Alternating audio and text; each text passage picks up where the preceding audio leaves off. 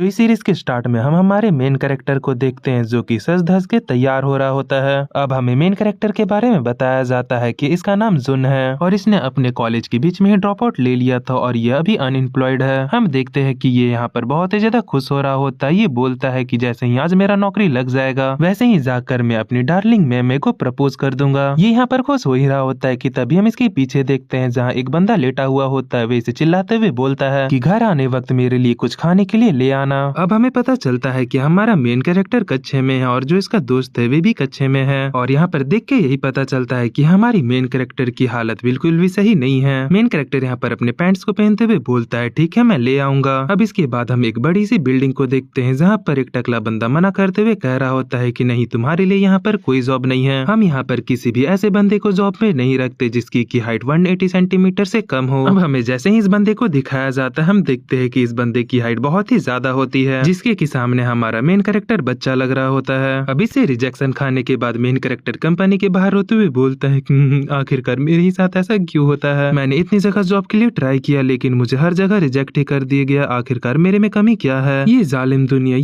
दुनिया मुझे नहीं जीने देगी। अब ये ऐसे ही रोते हुए अपने मोबाइल को चेक करता है और मोबाइल को चेक करते ही इसकी हालत यहाँ पर और भी ज्यादा खराब हो जाती है क्योंकि इसने यहाँ पर अपने बैंक अकाउंट के स्टेटमेंट को देखा होता है जहाँ पर कि इसके पास सिर्फ 15 रुपए बचे होते हैं। ये इस बैलेंस को देखते हुए कहता है कि मेरे पास सिर्फ इतने ही रुपए बचे हुए हैं कि मैं सिर्फ एक हैमबर्गर खा सकता हूँ, वे भी सिर्फ इस दोपहर में। उसके बाद मैं कुछ भी नहीं खा सकता। कि तभी अचानक से इसके फोन में एक न्यू मैसेज आता है जो कि इसके डार्लिंग यानी इसके क्रश ने भेजा हुआ होता है। यहाँ पर उसके मैसेज को देखकर बहुत ही ज्यादा बावला हो जाता है पर जैसे ही मैसेज खुलता है हम इसकी गर्लफ्रेंड को किसी और बंदे के साथ देखते हैं। यहाँ पर इसकी गर्लफ्रेंड ने वैलेंटाइन का पोस्ट डाला होता है जिसका की नोटिफिकेशन मेन कैरेक्टर के पास भी आया है और इस फोटो के नीचे लिखा हुआ होता है कि भले ही ये दुनिया खत्म क्यों ना हो जाए लेकिन मेरे लिए मेरी बॉयफ्रेंड की प्यार कभी नहीं कम होगी। अब इस लाइन को जैसे ही मेन कैरेक्टर पढ़ता है ये यहाँ पर चिल्लाने लगता है और उस बंदे को गरियाते हुए कहता है कि आखिर इस बंदे की हिम्मत कैसे हुई मेरी गर्लफ्रेंड को मुझसे छीनने की। और इतना कहकर ये गुस्से में अपने फोन को जमीन पर पटक देता है और पटकने के बाद बोलता है कि मेरी गर्लफ्रेंड भी मुझे छोड़कर चली गई, आखिरकार इस लाइफ में मेरी ही क्यों लगी पड़ी है। अब जब इसका मोबाइल टूट जाता है तभी इसे होश आता है जिसके बाद ये रोते हुए बोलता है कि ओ माय गॉड मेरा लास्ट मोबाइल भी यहाँ पर टूट गया, मेरे पास तो यहाँ पर पैसे भी नहीं बचे हैं जिससे कि मैं इसे रिपेयर करा सकूं। अब हमें इसके मोबाइल को दिखाया जाता है जहाँ इस मोबाइल के चीथड़े उड़ चुके थे और तभी यहाँ पर पानी भी पड़ने लगता है। अब इस बारिश में हम एक मोबाइल शॉप को देखते हैं जहाँ पर कि हमारा मेन कैरेक्टर आ गया होता है। शॉपकीपर यहाँ पर मोबाइल को देखते हुए बोलता है कि इस फोन को बनाने के लिए 200 रुपए लगेंगे। मुझे पता है कि ये बहुत ही ज्यादा महंगा है लेकिन इतना लगेगा ही। तो इस पर मेन कैरेक्टर बोलता है कि क्या तुम थोड़ा सा सस्ता नहीं कर सकते। ये शॉपकीपर फोन को देखते हुए बोलता है कि तुम इस तरीके से कहना बंद करो, आखिर तुम्हें क्या लगता है कि इसे बनाने में कितना रुपए लगेगा। कि तभी मेन कैरेक्टर बोलता है कि मेरे पास सिर्फ अभी 15 रुपए बचे हुए हैं, अगर इतना ही में हो जाता तो बहुत ही अच्छा होता। तभी इस बात को सुनकर शॉपकीपर की सटक जाती है और ये मोबाइल को मेन कैरेक्टर के मुंह पे देके मारता है और बोलता है कि जल्दी से यहाँ से निकल जाओ। अब हम बारिश का सीन देखते हैं जहाँ पर कि मेन कैरेक्टर भीगते हुए जा रहा होता है। यहाँ पर भीगते हुए कह रहा होता है कि इस फोन की तरह मेरी जिंदगी भी टूट चुकी है और जहाँ पर कि अब मेरे पास कुछ भी नहीं है। अभी यहाँ पर अपने पास्ट के बारे में बताने लगता है कि आखिरकार इसके पास्ट में इसके साथ क्या क्या हुआ है। ये बताता है कि जब मैं छोटा था तब मेरे पेरेंट्स एक झगड़े के कारण एक दूसरे से डिवोर्स ले लिए और मुझे अकेला छोड़कर चले गए। उन दोनों में से किसी ने भी मुझे अपने साथ नहीं रखा और मुझे सिर्फ 100 रुपए देकर मुझे अकेला छोड़ दिया। अब ये दुख दर्द बताते हुए मेन कैरेक्टर एक शॉप के पास पहुंच जाता है जहाँ पर जाकर ये बोलता है कि हे डूड मुझे 2 हैमबर्गर दे दो। और फिर से ये अपने टूटे हुए फोन को देखते हुए बोलता है कि लोग कहते हैं कि जो पैसा है वे किसी की भी भूख को खत्म कर सकता है और अगर मैं मेरी बात करूँ तो मैं बचपन से ही बहुत ही ज्यादा अकेला हूँ और मेरे पास खाना खाने के लिए भी ज्यादा पैसे नहीं होते हैं। और ये सब कहते हुए ये अपने फोन के बैक कवर को खोलता है जहाँ पर कि 100 रुपए रखे हुए होते हैं और ये इस पैसों से उन बर्गर को लेके यहाँ से जाने लगता है। अब ये अपने बर्गर को लेके यहाँ से जा ही रहा होता है कि तभी अचानक से इसका फोन बजने लगता है। अब ये जैसे ही अपने फोन को देखता है इसे पता चलता है कि ये तो एक अननोन नंबर है। अब ये फोन को उठा के बोलता है कि हाँ हेलो कौन। कि तभी दूसरी तरफ से आवाज आती है कि अरे मैं तुम्हारा ग्रैंडपा। अब इस बात को सुनते ही मेन कैरेक्टर का यहाँ पर सटक जाता है जिसके बाद ये फोन पर बहुत ही गंदी गंदी गालियां देने लगता है। अब गाली देने के बाद ये तुरंत ही फोन को काट देता है जिसके बाद ये गुस्से में चिल्लाते हुए कहता है कि आजकल सभी लोग मुझे परेशान ही करने में लगे हैं, आखिर सभी लोगों की परेशानी क्या है। कि तभी दोबारा से उसी नंबर से फोन आने लगता है जिसे देखकर मेन कैरेक्टर बोलता है कि क्या तुम अभी भी हार नहीं मानना चाहोगे, लगता है कि आज मुझे बताना ही पड़ेगा कि आखिरकार मैं कौन हूँ। वैसे ही आज मेरा सुबह से पूरा मूड खराब है, चलो अब मैं अपनी सारी फ्रस्ट्रेशन तुम पे निकालूंगा। जिसके बाद ये फोन को उठाने के बाद चिल्लाते हुए कहने लगता है कि क्या तुम्हारा दिमाग खराब है? क्या तुम साइकोपैथ हो? आखिरकार तुम्हारी हिम्मत कैसे हुई मुझे दोबारा से फोन करने की? आखिरकार तुम्हें क्या लगता है कि मुझे परेशान करना क्या इतना ज्यादा आसान है? चलो देखते हैं कि आखिरकार कौन परेशान होता है। कि तभी उसका ग्रैंडफादर उधर से खांसते हुए बोलता है कि मैं वाकई में बहुत ही ज्यादा बीमार हूँ और मेरे पास अब ज्यादा समय नहीं बाकी है। लिटिल बैन, मैं सच में तुम्हारा ग्रैंडफादर ही हूँ। अब इस बात को सुनकर मेन कैरेक्टर यहाँ पर शांत हो जाता है और कहता है कि क्या लिटिल बैन? जिसके बाद ये अपनी पुरानी मेमोरी को याद करने लगता है और वाकई में लिटिल बैन कोई और कहने वाला नहीं, इसका ग्रैंडफादर ही था। वे इसे इसी नाम से बुलाया करते थे और ये किस तरीके से अपना बचपन अपने ग्रैंडफादर के साथ बिताया करता था और इससे कहा करते थे कि कैसा होगा कि अगर मैं तुम्हें मजे कराने के लिए ज़ू में ले जाऊं। मेन कैरेक्टर कहता है कि वाकई में मेरे ग्रैंडफादर ही मुझे इस नाम से बुलाया करते थे। ये यहाँ पर बहुत ही ज्यादा इमोशनल हो जाता है और बोलता है कि वाकई में तुम मेरे ग्रैंडफादर हो। इसके ग्रैंडफादर बोलते हैं कि हाँ, मैं वाकई में तुम्हारा ग्रैंडफादर हूँ। तुमसे कांटेक्ट करना मेरे लिए इतना भी ज्यादा आसान नहीं था, पर अब मेरे पास ज्यादा समय नहीं बाकी और अंत में मैं ऐसे नहीं मरना चाहता। मैं लास्ट में तुमसे मिलना चाहता हूँ, अपने आखिरी वक्त में कम से कम तुम्हें देखना चाहता हूँ। पर मेन कैरेक्टर इस पर उदास होते हुए बोलता है कि क्या आप मुझसे मिलना चाहते हैं? पर आखिरकार आप उस वक्त कहाँ चले गए थे जब मैं बचपन में अनाथों की तरह घुमा करता था? क्या आपको उस वक्त मेरी बिल्कुल भी याद नहीं आई थी? तो इस पर इसका ग्रैंडपा माफी मांगते हुए कहता है कि मुझे माफ कर देना, पर मैं अपने आखिरी वक्त पर तुमसे मिलना चाहता हूँ और मैंने जितनी भी गलतियाँ की हैं उसके लिए तुमसे माफी मांगना चाहता हूँ। तो इस बात को सुनकर मेन कैरेक्टर कहता है कि क्या तुम यहाँ पर मुझसे मजाक करने में लगे हुए हो? मेरे यहाँ पर रिलेटिव में अभी कोई भी नहीं है और तुम ये ध्यान रखना कि तुम दोबारा से फ्यूचर में मुझसे कभी भी कांटेक्ट ना करो। कि तभी इसके ग्रैंडफादर बोलते हैं कि मेरे यहाँ पर सिर्फ कुछ ही घंटे बचे हुए हैं मेरे जिंदा रहने के लिए। तो इस पर मेन कैरेक्टर कहता है कि क्या अब तुम मेरे साथ इमोशनल प्लॉट खेलने लगे? तुम तो वाकई में बहुत ही ज्यादा चालाक हो ओल्ड मैन। तुम इस बात का ध्यान रखो कि मैं वाकई में कभी भी तुमसे नहीं मिलना चाहता हूँ। कि तभी इसका ग्रैंडफादर आके बोलता है कि लिटिल बैन, तुम यहाँ पर गलत समझ रहे हो। मैंने यहाँ पर तुम्हें फोन इसलिए नहीं किया है कि मैं तुमसे सिर्फ मिलना चाहता हूँ। असल में मैं यहाँ पर तुम्हें कुछ देना चाहता हूँ। मैंने ये तुम्हें बात नहीं बताया है कि मैं बता दूं कि मेरे पास बहुत सारी कंपनियां हैं, मेरे पास बहुत सारे शेयर्स है जिसकी की कीमत हंड्रेड्स ऑफ मिलियन है और मैं यहाँ पर बस ये चाहता हूँ कि तुम उन सभी प्रॉपर्टीज को इनहेरिट कर लो। मैं सच बता रहा हूँ कि मुझे बहुत ही ज्यादा बुरा लगा था जब मैंने तुम्हें अकेला छोड़ दिया था, लेकिन अब मैं अपने आखिरी समय में तुमसे मिलना चाहता हूँ और मेरे पास जितनी भी प्रॉपर्टीज है उसे तुम्हें देना चाहता हूँ। अब जैसे ही मेन कैरेक्टर इन सभी बातों को सुनता है ये अचानक से रुक जाता है और इसके जितने हाथ पैर होते हैं वे कपकपाने लगते हैं और फिर अचानक से ये खुशी में चिल्लाने लगता है और बोलता है कि ग्रैंडफादर मैं आ रहा हूँ। मेरे प्यारे ग्रैंडफादर, मुझे बताइए कि आखिर कहाँ पर आना है? मैं अभी तुरंत ही वहाँ पर आ रहा हूँ। मैंने आपको बहुत ही समय से नहीं देखा। मैं सच बता रहा हूँ कि मैं आपको बहुत ही ज्यादा मिस करता हूँ। अब हमें आगे दिखाया जाता है जहाँ पर मेन कैरेक्टर एक बहुत ही महंगे हॉस्पिटल में आ जाता है और यहाँ पर ये रिसेप्शन के पास जाते हुए पूछने लगता है कि आखिरकार मेरे ग्रैंडफादर कहाँ पर हैं? जहाँ पर इसे बता दिया जाता है। अब ये एक रूम के बाहर जाकर अंदर देखने लगता है। हम सामने रूम को देखते हैं जो कि बहुत ही ज्यादा लग्जरियस होता है और यहाँ पर बहुत सारे डॉक्टर्स भी होते हैं। तभी यहाँ पर एक डॉक्टर कहने लगता है कि इनकी जो हार्ट बीट है वे धीरे धीरे कर कम होती जा रही है और इनके पास बहुत ही ज्यादा कम समय बाकी है जो कि ये यहाँ पर जिंदा रहेंगे। हमने जो यहाँ पर अपने एडवांस मशीन से कैलकुलेट किया है उसके हिसाब से ये अपने अंतिम समय में सिर्फ 10 ही वर्ड बोल सकते हैं। अब इनकी बातें बाहर से हमारा मेन कैरेक्टर भी सुन रहा होता है और ये उस बूढ़े को देखते हुए बोलता है कि क्या ये वाकई में मेरा ग्रैंडफादर है? तभी हम फिर से उस डॉक्टर को देखते हैं जो कि कहता है कि हमें इस ओल्ड मास्टर को ये परमिशन दे देनी चाहिए कि वे अपने लास्ट वर्डों को कैसे कहना चाहता है। हम देखते हैं कि यहाँ पर एक लॉयर भी होता है। वे बोलता है कि हाँ, मैं आपके लास्ट विल को रिकॉर्ड करने के लिए तैयार हूँ। आप जो भी कहेंगे मैं उसे लिख दूंगा। कि तभी ये बुढ़ा बोलता है कि आखिरकार वे लिटिल ब्रैड कहाँ पर है? ये इतना कहता ही है कि तभी अचानक से आकर कोई इसका हाथ पकड़ लेता है और वे बंदा कोई और नहीं हमारा मेन कैरेक्टर होता है जो कि यहाँ पर बहुत ही ज्यादा खुश होते हुए बोलता है कि मैं वाकई में यहाँ पर लेट आने के लिए माफी चाहता हूँ। आपका जो ग्रैंडसन है वे यहाँ पर लेट आने के लिए आपसे माफी मांगता है। तभी ये बूढ़ा भी इसे देखकर यहाँ पर बहुत ही ज्यादा खुश हो जाता है, जिसके बाद ये अपने आखिरी वर्ड को बोलते हुए कहता है कि नहीं, मैं बिल्कुल भी गुस्सा नहीं हूँ। तुम मेरे सिर्फ ओनली ग्रैंडसन हो और मैं अपनी सारी प्रॉपर्टी तुम्हें देता हूँ। अब इस बात को सुनकर मेन कैरेक्टर के आंखों से आंसू निकलने लगते हैं और ये बोलता है ठीक है, मैं आपकी सारी प्रॉपर्टी को इनहेरिट करने के लिए तैयार हूँ। आप उन सभी चीजों का बोझ मुझ पर देकर जा सकते हैं। कि तभी पीछे से डॉक्टर बोलता है कि ओल्ड मैन, आपने अपने 3 सेंटेंस कंप्लीट कर लिए हैं तो आपको थोड़ा जल्दी करना चाहिए। हम मेन कैरेक्टर को देखते हैं जो कि यहाँ पर अभी भी पूरी तरीके से एक्टिंग कर रहा होता है। ये बोल रहा होता है कि ग्रैंडफादर, आप इस जिम्मेदारी को मुझ पर छोड़ सकते हैं। कि तभी इसका ग्रैंडफादर बोलता है कि तुम्हें ये सब करने की कोई जरूरत नहीं है क्योंकि ऑलरेडी ही मैंने उन सभी कंपनीज के शेयर किसी और को दे दिया है और मैंने किसी और बंदे को उसका चेयरमैन भी बना दिया है। अब इस बात को सुनते ही मेन कैरेक्टर के यहाँ पर पूरा मूड खराब हो जाता है और ये तुरंत ही अपने ग्रैंडफादर का हाथ छोड़ देता है, जिसके बाद ये अपने कोट को ठीक करते हुए बोलता है ठीक है, आज के लिए मैंने बहुत कर लिया और मुझे अब ऐसा लगता है कि मुझे अब यहाँ से जाना चाहिए। अब इसके यहाँ से जाने से डॉक्टर और वकील रोकने लगते हैं। कि तभी ग्रैंडफादर आगे बोलते हैं कि मुझे ऐसा लगा था कि अगर मैं तुम्हें इतनी ज्यादा कंपनी मैनेज करने के लिए दे दूंगा तो तुम्हें उसे हैंडल करने में बहुत ही ज्यादा मुश्किल होगी, तो इसीलिए मैंने यहाँ पर तुम्हारे लिए कुछ विलास को छोड़ दिया है जिसकी की कीमत हंड्रेड्स ऑफ मिलियंस है, तो तुम उन सभी को इनहेरिट कर सकते हो और अपनी जिंदगी को अच्छे तरीके से जी सकते हो। अब ये बात सुनने ही थी मेन कैरेक्टर फिर से आकर अपने ग्रैंडफादर से चिपक जाता है और फिर से एक्टिंग करते हुए बोलता है कि ठीक है, आपने जैसा कहा मैं वैसा ही करूंगा। कि तभी पीछे से वकील बोलता है ठीक है, मैंने ये सभी को लिख लिया है और ओल्ड मैन आपके पास अब सिर्फ 3 वर्ड बाकी है बोलने के लिए। अब इस बात को सुनते ही मेन कैरेक्टर और उसका ग्रैंडफादर बहुत ही ज्यादा शॉक्ड हो जाते हैं और बोलते हैं कि क्या तुम मजाक कर रहे हो। कि तभी वे वकील फिर से आगे बोलता है कि अब इसके साथ से तुम 2 ही वर्ड बोल सकते हो। तभी इस 2 सेंटेंस के बारे में सुनकर जो ये बूढ़ा होता है इसमें पता नहीं कहां से बहुत ज्यादा जान प्राण आ जाता है और तुरंत ही अपने बिस्तर पर बैठकर एक लंबी सांस लेते हुए कहता है कि मैं यहाँ पर पूरी बात को शॉर्ट में कहना चाहता हूँ कि अगर तुम उन विलास को इनहेरिट करना चाहते हो तो तुम्हें सबसे पहले उन विलास में जाना होगा और उन विलास में जो 6 किराएदार रहती है उन सभी के साइन लेने होंगे जिन्होंने की मेरा ख्याल रखा था। तुम्हें उन सभी के परमिशन लेने होंगे जिसके बाद की तुम उन सभी विलास को इनहेरिट कर सकते हो। ठीक है, यहाँ पर मैं अगर तुम्हें सीधे वर्ड में बताऊँ तो तुम्हें उन विलास में जाना है और उन 6 लड़कियों के साइन लेने हैं जिसके बाद की तुम उन विलास को इनहेरिट कर सकते हो। और उन 6 लड़कियों के साइन क्यों लेने हैं मैं इसके बारे में तुम्हें नहीं बता सकता क्योंकि मेरे पास टाइम बहुत ही कम बचा है जो कि मैं यहाँ पर तुम्हें वे सब एक्सप्लेन करूँ। अब इस बात को सुनकर मेन कैरेक्टर के आंखों से आंसू निकलने लगते हैं और उसके ग्रैंडफादर को देखते हैं जो कि यहाँ पर धीरे धीरे कर गिरने लगते हैं क्योंकि सच में इस बुढ़ाऊ ने एक ही सांस में इन सभी शब्दों को कहा होता है और ये यहाँ पर मरते हुए अपने आखिरी वर्ड पर कहता है कि मैं वाकई में मरने के लायक हूँ मेरे ग्रैंडसन, जाओ और तुम मेरी सारी प्रॉपर्टीज को इनहेरिट कर लो। और इतना कहकर ये बुढ़ाऊ यहाँ पर गिरकर मारा जाता है। मेन कैरेक्टर यहाँ पर अपने मन में सोच रहा होता है कि मुझे ऐसा लगा था कि मेरी जो जिंदगी है मुझे अपनी सारी जिंदगी ऐसे ही गरीबी में गुजारनी पड़ेगी, लेकिन अब यहाँ पर सब कुछ बदल चुका है। मुझे कभी ऐसा नहीं लगा था कि मेरे पास भी कुछ ऐसा होगा, मुझे ऐसा नहीं लगा था कि मुझे इतना ज्यादा प्यार मिलेगा। ग्रैंडफादर सच में जो आपकी प्रॉपर्टी से मैं जाकर उसे इनहेरिट करूंगा, मैं आपका लास्ट ग्रैंडसन जाकर आपकी सारी प्रॉपर्टी को ले लूंगा। अब हम कुछ देर बाद देखते हैं जहाँ पर ये अपने विला के बाहर आ जाता है और बाहर से अपने विला को देखते हुए कहता है कि क्या ये वही विला है जिसे कि मेरे ग्रैंडफादर ने मेरे लिए छोड़ा है और आखिरकार वे 6 ऐसे कौन से किराएदार हैं जिन्होंने की मेरे ग्रैंडफादर का ख्याल रखा था। शायद वे सभी भी मेरे ग्रैंडफादर की तरह बूढ़ी होंगी। सच में मेरे ग्रैंडफादर के भी अलग ही चोचले हैं, लेकिन इससे मुझे क्या, मुझे तो बस जाकर उन सभी के साइन लेने हैं जिसके बाद जो ये विला होगा वे मेरा हो जाएगा। अब ये सब सोचते हुए मेन कैरेक्टर जैसे ही अंदर आता है इसे म्यूजिक की आवाज आने लगती है, वे भी एक पार्टी वाला म्यूजिक, उसके साथ कुछ और आवाजें भी आ रही होती है कि कैसे तुम्हें अपनी लाइफ को कंफर्टेबली जीना चाहिए, वे भी बिना किसी रिग्रेट्स के। अब हमारा मेन कैरेक्टर उसे म्यूजिक की आवाज की ओर चलने लगता है और चलते हुए यार्ड पर पहुंच जाता है। पर ये जैसे ही यार्ड को देखता है ये यहाँ पर बहुत ही ज्यादा हैरान हो जाता है। ये अपने सामने देखता है कि सामने बहुत सारी खूबसूरत लड़कियां हैं जो कि यहाँ पर पूल पार्टी कर रही हैं, मतलब कि यहाँ पर 6 बूढ़ियां नहीं 6 खूबसूरत लड़कियां हैं। तभी इन सभी का भी ध्यान मेन कैरेक्टर की ओर चला जाता है। अब इन सभी को देखकर मेन कैरेक्टर यहाँ पर बहुत ही ज्यादा शॉक्ड हो जाता है और शॉक्ड होते हुए बोलता है कि आखिरकार यहाँ पर बूढ़ियां क्यों नहीं है, यानी कि मेरे ग्रैंडफादर जो 6 लड़कियों के बारे में बात कर रहे थे वे ये सब है। कि तभी उनमें से एक लड़की कहती है कि देखो एक और पर्वत स्टॉकर यहाँ पर आ गया है हम लोग का पीछा करते हुए। टॉमी आखिरकार तुम कहाँ पर हो, जाओ और इसे काट कर यहाँ से भगा दो। अब हम एक कुत्ते को देखते हैं जो कि इस बात को सुनकर मेन कैरेक्टर की ओर बढ़ने लगता है। अब उससे बचने के लिए मेन कैरेक्टर यहाँ पर डिफेंस पोजीशन में आ जाता है। हम उस लड़की को देखते हैं जो कि बोलती है कि तुम्हें बिना परमिशन किसी के घर में घुसने की सजा दी जाएगी। हम उस कुत्ते को देखते हैं जो कि मेन कैरेक्टर पर अटैक करने के लिए आगे बढ़ जाता है, जिससे कि मेन कैरेक्टर यहाँ पर बहुत ही ज्यादा डर जाता है। अब हम उस कुत्ते का निशाना देखते हैं जो कि कुछ और नहीं मेन कैरेक्टर का प्राइवेट पार्ट होता है। अब इसके बाद सीन शिफ्ट होता है और हमें कुछ देर के बाद का सीन दिखाया जाता है। हम सभी लड़कियों को देखते हैं जो कि एक जगह इकट्ठा होती है और ये सभी यहाँ पर मेन कैरेक्टर से बात करने के लिए तैयार हो गई थी और हमें फिर से ये बताया जाता है कि यही सब है इस घर में रहने वाली किराएदार। अब हम हमारे मेन कैरेक्टर को देखते हैं जहाँ पर इन सभी ने इसे लंगा कर दिया था। ये यहाँ पर रोते हुए कह रहा होता है कि मैं सच बोल रहा हूँ कि मैं कोई ठरकी नहीं हूँ, मैं कोई स्टॉकर नहीं हूँ, आखिरकार तुम सभी मेरे बात को क्यों नहीं समझ रही हो। हम उन सभी लड़कियों को देखते हैं जो कि यहाँ पर कुछ नहीं बोल रही होती और चुपचाप मेन कैरेक्टर को घूर रही होती है। कि तभी वही काले वाली लड़की फिर से आगे बढ़ती है और बोलती है कि ये तुम्हारे लिए अच्छा रहेगा कि तुम हमें यहाँ पर ये चुपचाप बता दो कि आखिरकार तुम यहाँ पर क्या करने के लिए आए थे। कि तभी पीछे से पीले बाल वाली लड़की भी बोलती है कि हाँ मैं तुम्हें सिर्फ 10 सेकंड देती हूँ तुम्हें अपने बारे में बताने के लिए। हम मेन कैरेक्टर को देखते हैं जो कि इन सभी को एक बहुत ही अजीब नजरों से घूरता है, जिसके बाद ही अपने मन में हंसते हुए बोलता है कि ये सभी की सभी लड़कियां बड़ी हो चुकी हैं, लेकिन इन सभी को दुनियादारी के बारे में नहीं पता। और तभी अचानक से अपनी सारी की सारी रस्सियों को तोड़ देता है और बोलता है कि तुम सभी की सभी चूजो मेरी बातों को ध्यान से सुनो। तुम सभी को आखिर क्या लगता है कि तुम सभी कौन हो? मैं इस विला का रियल ओनर हूँ और अब मैं ये विला तुम सभी से वापस लेने के लिए आया हूँ। अब मेन कैरेक्टर के इस रूप को देखकर ये सभी लड़कियां यहाँ पर घबराने लगती हैं। ये डराते हुए आगे बोलता है कि तुम सभी को ऐसा नहीं लगता है कि तुम सभी को यहाँ पर चुपचाप साइन कर निकल जाना चाहिए। तुम सभी के लिए यही अच्छा होगा कि तुम सभी चुपचाप यहाँ पर साइन करो और मेरी प्रॉपर्टी से निकल जाओ। और तभी इस बात को सुनकर हम देखते हैं कि एक लड़की आकर मेन कैरेक्टर के पैर को पकड़ लेती है और बोलती है कि प्लीज हमें माफ कर दीजिए। और वैसे ही जो बाकी सभी भी लड़कियां होती हैं वे भी एक एक कर माफी मांगने लगती है। अब अगले ही पल हम देखते हैं जहाँ पर मेन कैरेक्टर ये सब सोचकर बहुत ही ज्यादा खुश हो रहा होता है। मतलब ये सभी सिर्फ इसका ख्याली पुलाव था। अब ये सब सोचकर मेन कैरेक्टर जैसे ही कुछ कहने वाला होता है कि तभी अचानक से एक लात आकर इसके मुंह पर लगता है। और ये कितना ज्यादा पावरफुल होता है कि मेन कैरेक्टर उड़ते हुए जाकर एक टेबल से टकरा जाता है और वहीं पर गिर जाता है। हम देखते हैं कि ये लात मारने वाली वही पीले बाल वाली लड़की है। वे कहती है कि तुम्हारे 10 सेकंड अब पूरे हो चुके हैं। अब अगले ही पल मेन कैरेक्टर को घर से उठाकर फेंक दिया जाता है। अब इसे मेन कैरेक्टर के यहाँ पर बहुत ही ज्यादा गुस्सा आ जाता है। ये अपने कपड़े पहनते हुए कहता है आखिर तुम सभी की हिम्मत कैसे हुई मेरे ही घर से मुझे बाहर निकालने की। इतना कहते हुए ये अपनी जेब से उस कॉन्ट्रैक्ट को बाहर निकालता है जो कि इसके ग्रैंडफादर ने दिया था। और ये कॉन्ट्रैक्ट को देखते हुए कहता है कि मुझे ऐसा लगता है कि अब मुझे इसे हार्ड तरीके से करना होगा। जिसके बाद मेन कैरेक्टर बैडस तरीके से घर के दरवाजे को खोलकर घर के अंदर जाता है और फिर सभी को उस कॉन्ट्रैक्ट को दिखाते हुए कहता है कि सभी के सभी लोग मेरी बात को ध्यान से सुनो कि इस कॉन्ट्रैक्ट में साफ साफ लिखा हुआ है कि ये जो प्रॉपर्टी है वे मेरे ग्रैंडपा के द्वारा मुझे इनहेरिट करवा दी गई है और जो तुम लोग हो वे सिर्फ यहाँ के किराएदार हो, तो इसीलिए अब चुपचाप तुम सभी यहाँ से निकल जाओ। अब मेन कैरेक्टर इसी तरीके से चिल्ला रहा होता है लेकिन कोई भी इसकी बातों पर ध्यान नहीं दे रहा होता है। और तभी अचानक से मेन कैरेक्टर के सामने एक लात आकर रुकती है जिससे कि ये बहुत ही ज्यादा घबरा जाता है। हम देखते हैं कि ये वही पीले बाल वाली लड़की है। वे कहती है कि तुम यहाँ पर मेरे म्यूजिक को खराब कर रहे हो। मेन कैरेक्टर घबराते हुए कहता है कि मिस क्या तुम मेरी एक्सप्लेनेशन को थोड़ी देर सुन नहीं सकती हो, हम यहाँ पर बैठकर भी बात कर सकते हैं। मेन कैरेक्टर की यहाँ पर सारी अकड़ निकल जाती है जिसके बाद यहाँ पर घबराते हुए कहता है कि ये जो प्रॉपर्टी है वे मेरे ग्रैंडफादर के द्वारा मुझे दे दी गई है जो कि आप इस कॉन्ट्रैक्ट में साफ साफ देख सकते हैं, तो इसीलिए मैं यहाँ पर उनके हाउस को उनकी प्रॉपर्टी को इनहेरिट करने के लिए आ चुका हूँ। तभी उनमें से एक लड़की इस कॉन्ट्रैक्ट को देखते हुए कहती है कि हाँ ये सही कह रहा है। तभी मेन कैरेक्टर एक पेन को निकालते हुए कहता है कि हाँ तुमने सही पहचाना, लेकिन मुझे इस प्रॉपर्टी को लेने के लिए तुम जितनी भी 6 लड़कियां हैं उनकी साइन की जरूरत होगी। इस साइन से ये पता चलेगा कि तुम सभी 6 लड़कियां अपनी इच्छा से यहाँ से जा रही हो। और तुम सभी इस बात की चिंता मत करो, मैं तुम सभी की रेंट की जितने भी डिपॉजिट है मैं उन सभी को वापस कर दूंगा। तभी इस बात को सुनकर जब वे लड़की होती है वे मेन कैरेक्टर के हाथ से पेन को ले लेती है। अब ये देखते ही मेन कैरेक्टर का तो खुशी का ठिकाना ही नहीं रहता। ये अपने मन में सोच रहा होता है कि आखिरकार चलो ये शुरू हुआ, जब ये लड़कियां साइन कर देंगी तो जो ये मेंशन होगा वे मेरा हो जाएगा। लेकिन तभी जो वे लड़की होती है वे पेन को दूर फेंक देती है। अब ये देखकर मेन कैरेक्टर यहाँ पर बहुत ही ज्यादा हैरान होता है। वे लड़की बोलती है कि मुझे माफ कर देना, पर मुझे ऐसा लगता है कि मैं साइन करना भूल चुकी हूँ। अब इस बात को सुनकर मेन कैरेक्टर का यहाँ पर कट जाता है। ये बोलता है कि क्या आखिरकार ऐसा कैसे हो सकता है, तुम अपना नाम लिखना कैसे भूल सकती हो, तुम यहाँ पर मुझे बेवकूफ मत बताओ। कि तभी एक और लड़की उठते हुए कहती है कि आखिरकार तुम्हें समझ में क्यों नहीं आ रहा है कि हम ये घर तुम्हें नहीं देना चाहते हैं। अब इस बात को सुनकर मेन कैरेक्टर को यहाँ पर गुस्सा आ जाता है और ये चिल्लाते हुए कहता है कि तुम सभी के सभी चुपचाप मेरे घर से निकल जाओ और इस कॉन्ट्रैक्ट को ध्यान से देखो कि यहाँ पर साफ साफ लिखा है कि ये सारी प्रॉपर्टी मेरी है जो कि मेरे ग्रैंडफादर के द्वारा मुझे दे दी गई है। तो आखिरकार तुम सभी यहाँ से क्यों नहीं निकल जाती? मैं तुम सभी को कितना अच्छा मौका दे रहा हूँ कि चुपचाप यहाँ पर साइन करके निकल जाने का, तो आखिरकार तुम सभी मेरी बातें क्यों नहीं समझती? तुम सब ये नहीं जानती हो कि आखिरकार मैं कौन हूँ और क्या क्या कर सकता हूँ। कि तभी पीछे से एक और लड़की कहती है कि क्या तुम्हें जो करना हो कर लो, क्या तुम इस बेकार से कॉन्ट्रैक्ट के बारे में बात कर रहे हो? कि तभी पहले वाली लड़की बोलती है कि क्या मोमो आखिरकार तुम यहाँ पर क्या कर रही हो? ये लड़की मोमो बोलती है कि हम सभी के पास भी यही सेम कॉन्ट्रैक्ट है। मेन कैरेक्टर को यहाँ पर कुछ भी समझ में नहीं आ रहा होता है। हम सामने मोमो को देखते हैं जो कि उन सभी को उनके कॉन्ट्रैक्ट दे रही होती है। अब अपने कॉन्ट्रैक्ट को लेकर एक लड़की पढ़ते हुए बोलती है कि जिस रूम में तुम रहती हो वे रूम और उसमें जितनी भी सामानें हैं वे तुम्हारा ही रहेगा जब तक कि तुम अपनी इच्छा से साइन कर उसे किसी और को ना दे दो। अब सभी की सभी लड़कियां उस कॉन्ट्रैक्ट को आगे करते हुए कहती है कि तुम्हारे ग्रैंडपा मरने से पहले हम सभी को ये देकर गए हैं, चलो अब तुम बताओ कि आखिरकार तुम हम लोग का क्या बिगाड़ लोगे। अब ये सब देखकर मेन कैरेक्टर यहाँ पर शॉक्ड हो जाता है और ये बेचारा यहाँ पर सदमे में चला जाता है और हैरान होते हुए बोलता है कि क्या मेरे ग्रैंडफादर ने इन सभी को भी कॉन्ट्रैक्ट दे दिया? इतने सारे कॉन्ट्रैक्ट को देखकर ये यहाँ पर बहुत ही ज्यादा हैरान था। ये इन सभी से पूछता है कि आखिरकार इतने सारे कॉन्ट्रैक्ट यहाँ पर क्या कर रहे हैं। कि तभी फिर से वे काले बाल वाली लड़की आगे आते हुए कहती है कि तुम्हारे कॉन्ट्रैक्ट में ये साफ साफ लिखा हुआ है कि जब तक कि हम 6 के 6 उस पर साइन नहीं कर देंगे तब तक कि तुम्हें ये विला नहीं मिलेगा और तब तक तुम्हारा इस विला से कोई भी लेना देना नहीं है। और ये फिर अपने पीछे वाली लड़की से कहते हैं कि कैसा होगा सिस्टर, हम इसके बारे में इसे अच्छे से समझा दे। तो इस पर पिंक बाल वाली लड़की कहती है कि इसे समझना बहुत ही ज्यादा आसान है कि जिस तरीके से हमारे प्राइवेट विला में घुस चुका है, हम इस पर किसी के घर में बिना पूछे घुसने का इल्जाम लगा सकते हैं और इसे अच्छा खासा फंसा सकते हैं। अब इस बात को सुनकर मेन कैरेक्टर शॉक्ड होता है और तभी इसके पसीने छूटने लगते हैं और अगले ही पल फिर से इसे लात मारकर घर से बाहर निकाल दिया जाता है और फिर से यहाँ पर बारिश भी होने लगता है और जहाँ पर मेन कैरेक्टर बारिश में भीग रहा होता है और ये यहाँ पर उदास होते हुए बोलता है कि ग्रैंडपा, सच में आपने मेरे लिए बहुत ही बड़ी परेशानी खड़ा कर दी है, पर शायद आपको ये बात नहीं पता है कि मैं एक ऐसा मैन हूँ जो कि कभी भी परेशानियों से गिव अप नहीं करता।